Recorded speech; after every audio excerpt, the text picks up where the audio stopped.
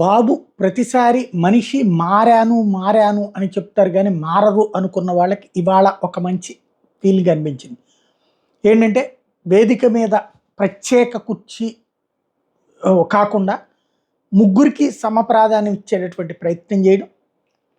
అదే సందర్భంలో పవన్ కళ్యాణ్ బాబు గారిని చెయ్య పట్టుకుని మరి ఆయన గురించి మాట్లాడిన మాటలు ప్రతి ఒక్కళ్ళకి కూడా ఒక సైకలాజికల్ ఎమోషన్ని నింపినే.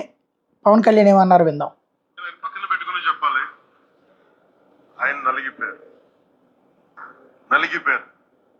జైల్లో చూశాను ఆయన. పాపం భువనేశ్వర్ గారి బాధను చూశాను. నేను అనుకున్నాను, అమ్మ మీరు కన్నీళ్ళు పెట్టుకోండి, మంచి రోజులు వస్తాయని చెప్పిన మంచి రోజులు వచ్చినాయి. వారికి మనస్ఫూర్తిగా వారికి నా హృదయపూర్వక శుభాకాంక్షలు. మీరు అద్భుతమైన పాలన ఇవ్వాలి అందరికీ మనస్ఫూర్తిగా మీకు నేను తెలియజేసుకున్నాను సార్. ఇది ఓవరాల్గా చూసుకుంటే చక్కటి స్టేట్మెంట్. ఇది ప్రతి ఒక్కళ్ళ హృదయాన్ని కదిలించిందని చెప్పడంలో అతిశయోక్తి లేదు.